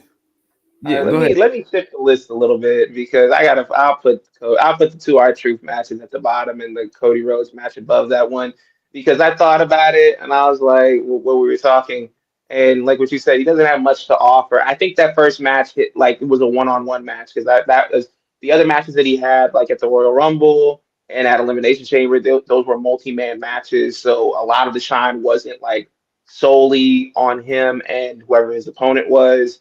But I think it was just like a bucket of cold water to the face. It was like, oh yeah, I can see why you giving it up. Like you're right at the end. So I'll put that above like both of the R-Truth matches. Got you. Jizzle, what do you think about how they've been trying to get this off? How they've been trying to salvage this whole situation since the Rock removed himself, which is pretty much an outlier in our ranking or our evaluation here. But what do you think about like how Cena has like attacked the promos and try to kind of patch things together within like outside of the ring, but like, you feel me, like within his efforts? Like how do you feel about that? Well, I think this, next to the Peacemaker, has been the best acting that he's done his entire life. Because the story is like, we all talking about the matches and shit. It was like, oh, he's playing the hits. Like, yeah, nigga, because that's what I can do. That's all I really got right now, big dog. You feel me? Like, so, like, I remember when the whole, like, when he turned on Cody at the Elimination Chamber, and, you know what I'm saying, like, I'm a bad guy now.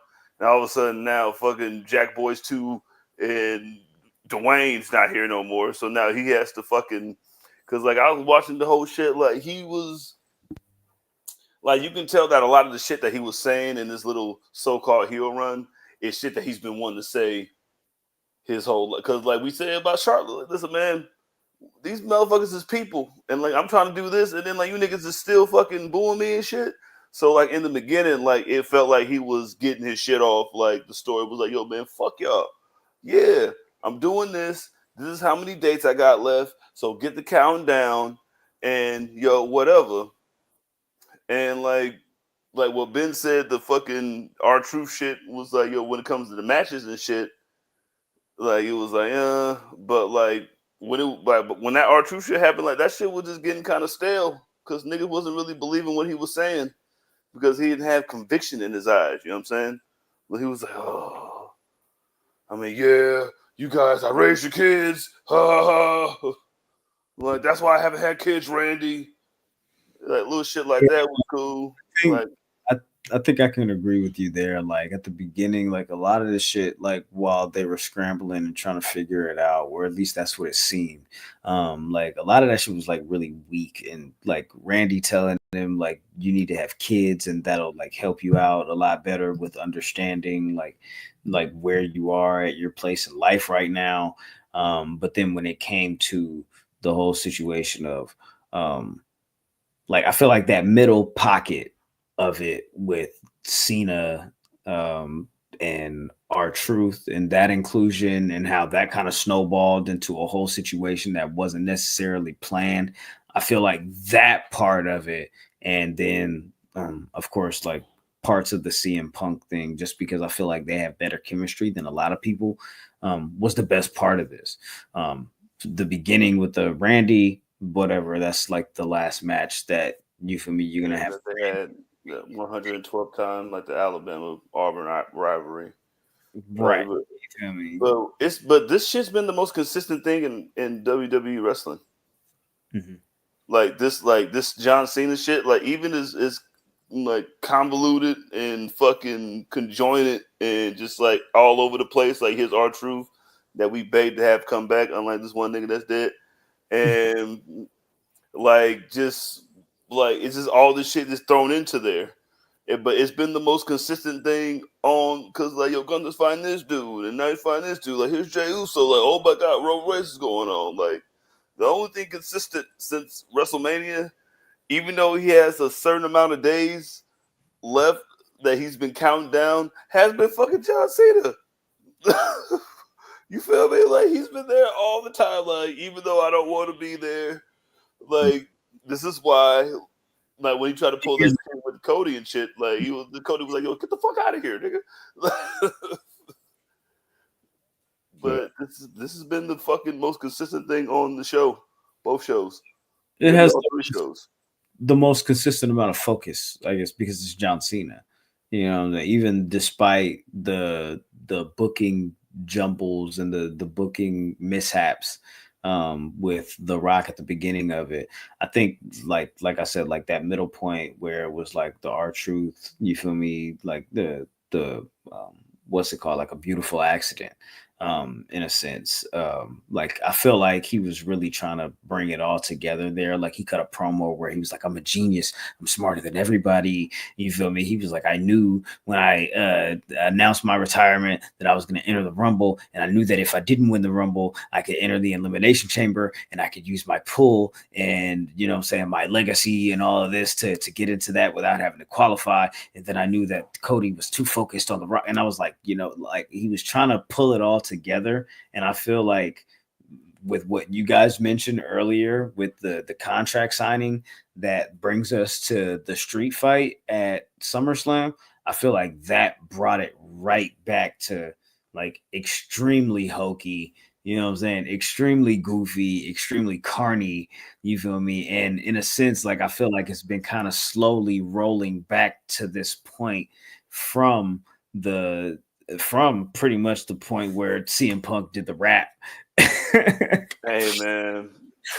And then now we are here where Cody's jumping off of the top rope with the contract in his hand. Like, I'm not understanding why we doing all this goofy ass shit, but I mean, that's pretty much where we are with it at this point.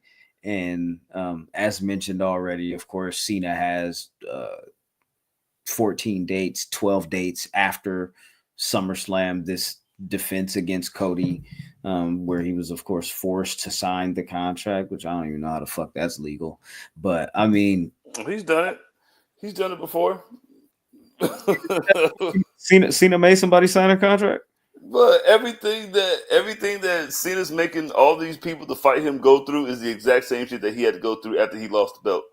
You know, it's like, hey man, sometimes you got to put a nigga through a table and then like play against their ego and shit. Like, I don't have an ego because I was on the other side one time. That's what makes this whole Cena shit fucking worthwhile to me. He's just making niggas go through the shit that he went through. And Cody, you want to be me, right? Well, this is the shit you gotta go through, my nigga. Yeah, crossroads me through a table. You can't do that, huh? Yeah, I know you can't even say because your move hurts and you're gonna have to go through the table. See, I can usually go like this on niggas. Like I can go like this. So you're gonna have to do something else. But you're gonna sign this shit whether you like it or not. And then you know what I'm saying? Maybe I'll let you. All right, man, go ahead. Yikes. Well, what more is there to say, fellas? What more is there to say? Would be great so far for the first 90 days. Well, yeah, let's do that. With all things considered, for me, for the grade for this 90 days that we've seen of John Cena's 17th title run, which I feel like they could have done so much more with, I'm gonna give it a D. And the reason why I'm gonna give it a D is because I don't think it's a complete failure when I look at things like the fan, like the critical response, like from people online, like, and the polarizing response that he sometimes gets from the audience. That's par for the course for John Cena. But I also feel like this is your last opportunity. This was your last opportunity for John Cena to hold a championship in this company and for it to feel important, and be historic. And I feel like they've completely dropped the ball. But when you look at like, I don't know, the shit that it's bringing in impact wise for the company, it's still bringing in money. It's not a loss. It's not a total loss. You feel me? So bringing in money, you know. So that's why I can't necessarily give it an F, but I'll give it a D for sure. What do you say, Ben? I will give it a C plus. Like for the things that you said, like it's been looking rough, but I feel like it's had its moments where it's tried to like it's probably a lot of it relying on nostalgia and like the like playing like the hits and everything like that. So I'll give it a C plus for the nostalgia and for the fact that they haven't gone in the red with it so far like that. Like he's still like doing numbers on social media. They're still like doing numbers with t-shirts and stuff like that. So I'll give it a C plus. CJ? Nigga, that nigga get a B minus in the group project that they got an F on, nigga. Like in the group project where everybody was fucking up, but then like the one nigga in the group that just try to break it all together, like he gets a B minus for that shit. What else am I supposed to do, my nigga? Ain't my fault that this nigga wasn't gonna be there. Ain't my fault that this nigga was gonna do this shit right here. But I still brought in this. Listen, man, me and CM Punk did. Listen, I took his shit.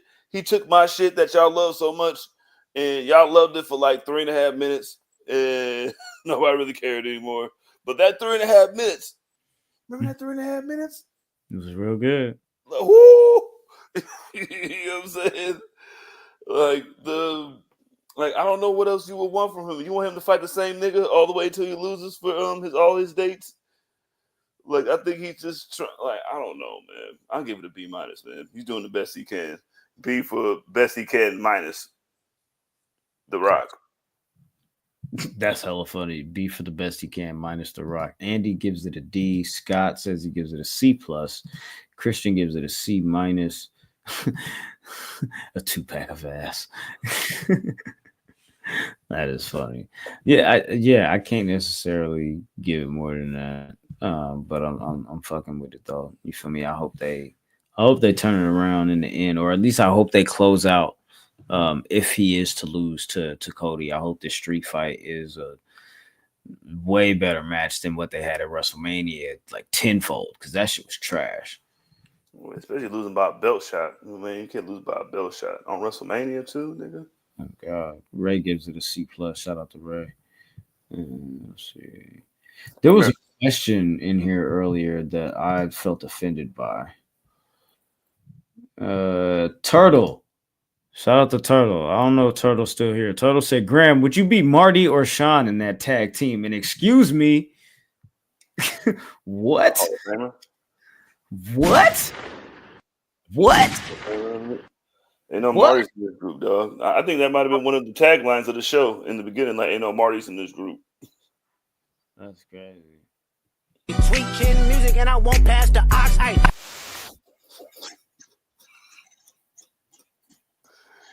That guy, not the other guy. Yeah, what are we talking about? The guy that was you feel me, in them chat rooms talking about feet. Doja Cat? Not the Doja Cat chat. That'd be crazy if Doja Cat and Marty Jannetty. Yo, fetish wrestling is back. You know it's the best boy in the Rockers, right? Nasty. For real. Gross. Disgusting. Doja Cat listening to Miles is hilarious too. Look that up. But Miles go crazy, bro. We just got a Tyler album. You feel me? In the middle of a tour for his last album. You know what I'm talking about? So like there's a lot of dope things going on right now. Like we finna get a Freddie Gibbs album tonight. You know what I'm saying? Niggas is celebrating dope shit. Niggas is celebrating packs.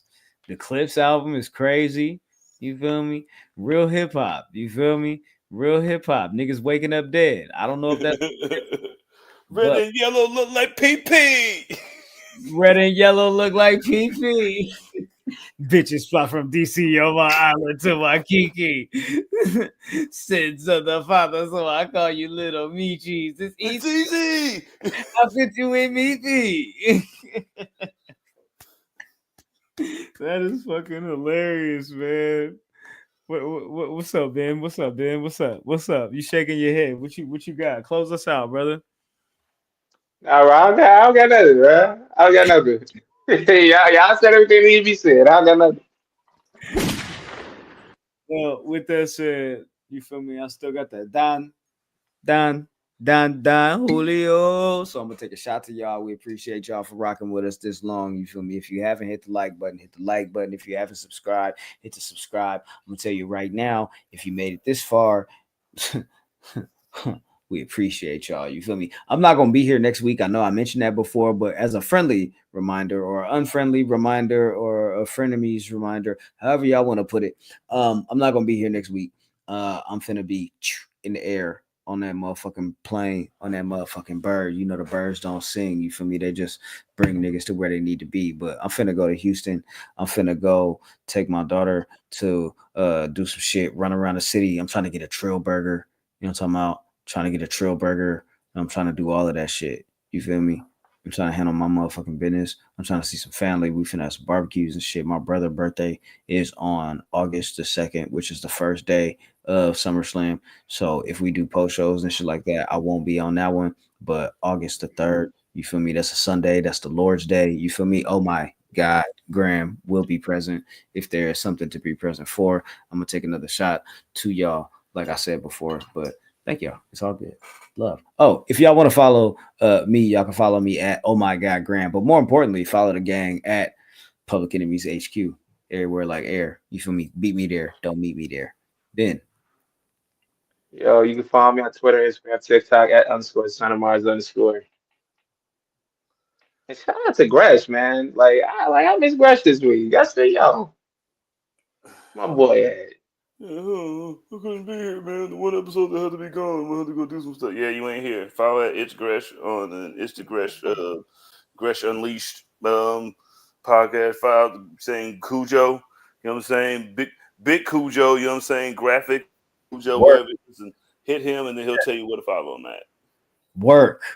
If I wasn't high when we started this episode, I was gonna put the main character shirt on. You feel me? But I'm gonna do that next week, and I'm gonna wear the main character shirt when Hangman. You feel me? Mop Moxley up one more time. You feel me? You gonna dog walk that nigga? You feel me? Easy peasy. You feel me? Hey, All that shit. Graham. Hey, that's great, right? But Yeah. listen, my birthday is in 6 days. You know what I'm saying? He was talking about birthday and shit. Is officially Leo season. You're welcome for our season finally getting the job done. But that's me. Yeah, that's _me with 2 E's or 3 E's on the 30th. Tell me happy birthday. Tell the pod happy birthday by giving us stuff. But tell me happy birthday by giving me stuff. Yes, it is my birthday, and I will be 37. So shout out to us. Me and Jizzle will be at the West Coast Pro show this weekend with Prestige and DPW. Cedric Alexander and Kevin Blackwood, 2 out of 3 falls match. I know Masha Slamovich is there. She's teaming with Danny Luna, if I'm not mistaken. Unfortunately, she's not going to be able to pull up with the TNA title or the NXT title because she's pulling up without. You feel me? But it is what it is. We still going to support. You feel me? That's in South San Francisco. If you in the building, if you in the area, salute to you. You feel me?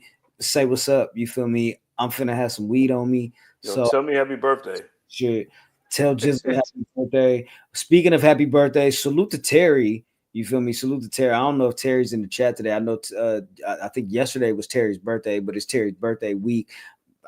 I have 2 regrets from All In weekend. One, we didn't get a chance to link up with Terry. You feel me? While we was there, he got to pull up on Sloan and all types of shit. I'm like, damn, you seen the niggas that I seen, but I didn't get to see you. You feel me? So salute to Terry. You feel me? Another year around the sun.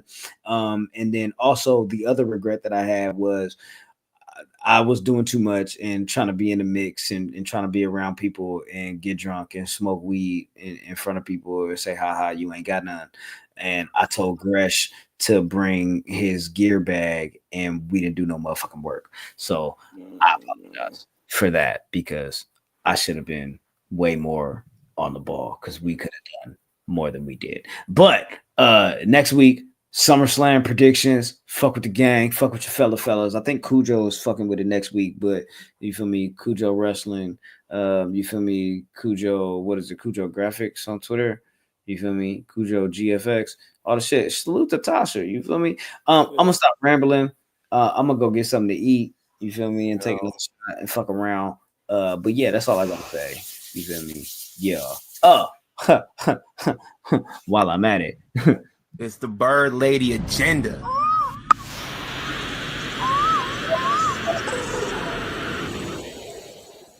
I actually want her to lose, but salute to Ben because that's what he likes. But fuck with that nigga like his birthday in 6 days. Do you want her to lose to the lady that's been wearing red and yellow for the last month and a half, trying to be funny? I am a real love brother Ken. Yeah, and I don't know what happens with the Real American Freestyle shit. They got a show next month. The niggas are just gonna buy tickets. It's gonna turn into like a tribute event. Yo, they're gonna make that shit the national anthem now. That niggas. That's how they gonna sell it out. They gonna make that shit a tribute event, and that's how they gonna sell tickets to. Oh my god, we just figured it out. We cracked it. Oh fuck me! I just made the whole connection. Like yo. They had to wait till this nigga was fucking croaked before they can make this shit the fucking real national anthem while Trump is in office. It's gonna take them another 3 years to fucking change it. Speaking of, I think Drake is actually counter-programming us right now. He said that he was finna do a stream and drop a new record tonight. So I'm gonna tap into that. I'm gonna fuck around and see what's going on. I hope y'all have a great weekend. I hope y'all have had a dope week. You feel me? If y'all ain't got no Don Julio, if y'all ain't got no weed, if y'all ain't got y'all vices, you feel me? Make sure y'all get those. You feel me? Turn up, do y'all motherfucking thing. But I will see y'all on the other side of things. You feel me? But until then, take care of yourselves and each other. We out this bitch. Deuces. And what you gonna do with the crossroads? No.